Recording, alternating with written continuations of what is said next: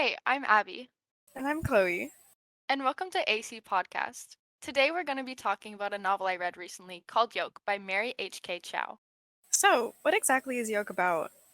Yoke follows the story of these two sisters who have relocated from Seoul to San Antonio to New York.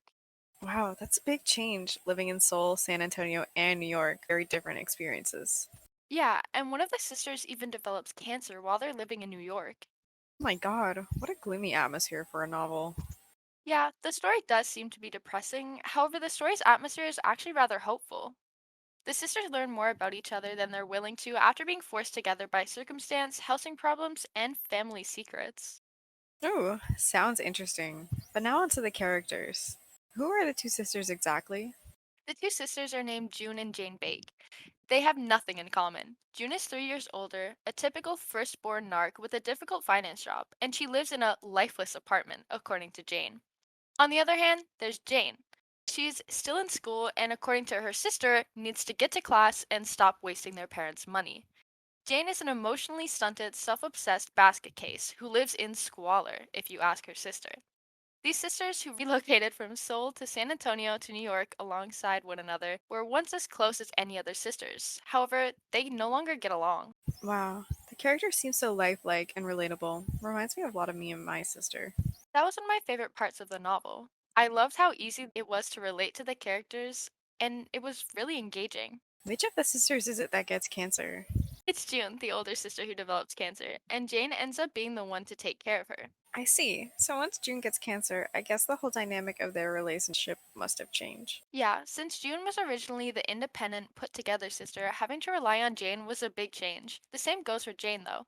Having to mature and take care of her sick sister caused big growth in her. Speaking of which, how did these two sisters develop as a result of these life changing circumstances? At the beginning of the novel, the book's protagonist and first person narrator, Jane Bake, is a sad character. She's a Korean American college student in New York City who learns about her sister June's cancer soon after the book starts. Jane feels inadequate. Her appearance, schooling, lack of connections to her Korean background, and general lack of success in life make her feel worthless. She often compares herself to June, whom she perceives as being far more accomplished. Jane has an eating disorder, and she deprives herself as food as a way to cope with this.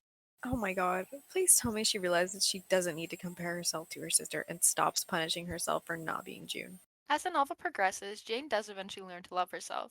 As she has to support her older sister and is no longer only looking out for herself, Jane matures a lot. Her older sister helps her realize that she is worthy of love, and just as Jane was always there for her, June reminds her that she will do the same. Having someone by her side helps Jane come to terms with things, and she even eventually recovers from her eating disorder. And what about June, the perfect sister? At the beginning of Yoke, we see June as a perfect, put together character. She has a full time office job and is living a seemingly perfect life. That is, until she gets diagnosed with cancer. After living such an independent life and always relying on only herself, having to accept help from her mess of a younger sister Jane was very difficult. However, over the course of the novel, she learns to depend on her sister and lean on her when she needs to. June goes from being a stuck up, solitary character to a more sociable and understanding older sister. It probably doesn't come as much of a surprise that one of the conflicts in the novel is interpersonal. What? Are two sisters having interpersonal conflict? Never. I know, it's a wild thought. However, I'd say the main conflict is internal. Internal? Yeah, the novel is written from Jane's point of view. Jane is in denial about her eating disorder and is also under constant mental anguish as she keeps comparing herself to her sister. I can see how that would affect her mental and emotional state, creating this internal conflict. But how is this conflict resolved? To resolve her internal conflict, Jane had to learn to honor the conversation her self knowledge was trying to have with her. By growing closer to her sister and having to care for another person as opposed to just taking care of herself, she learns to treat her brain, heart, and mind like she would treat someone she loves deeply. In this case, it was that of her sister June. Jane learned to love herself and listen intently and feel her way through what she had been trying to silence. Jane learns to accept herself and realizes who she truly is. And that brings us to the novel's theme, identity. How can the theme be identity? Identity is arguably the most important issue in Choi's book, with a focus on the interactions and intersections between distinct identities and shared identities. This is mostly demonstrated by the conflict Jane experiences between her own identity and that of her sister. While she detests being compared to her sister and has felt eclipsed by her, she constantly finds herself lured back to June. This is shown symbolically by the way the girls' images blend or meld together. Jane has been using her sister's ID to buy alcohol since no one can tell the two apart, and she eventually learns that June stole her identity to use Jane's insurance to pay for her cancer and treatment. Ah, I see. I feel like that must have been really emotional to read.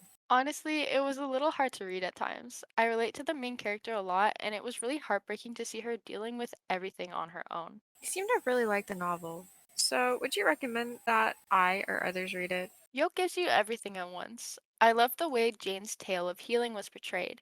She struggles a lot along the way and makes many poor decisions. However, this is what makes her character seem so real.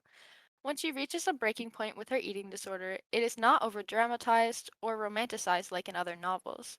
There are some triggering topics in Yoke, so I'd advise caution when deciding whether or not to read it. However, I really enjoyed the novel and love the way Mary H.K. Choi handled the portrayal of these topics in the book. I think Yoke is a must read. Wow, I guess I've got to go pick up a copy of Yoke myself. I definitely recommend it. Well, I guess that's our time for today. I guess you're right. See you all next week on our next episode of AC Podcasts.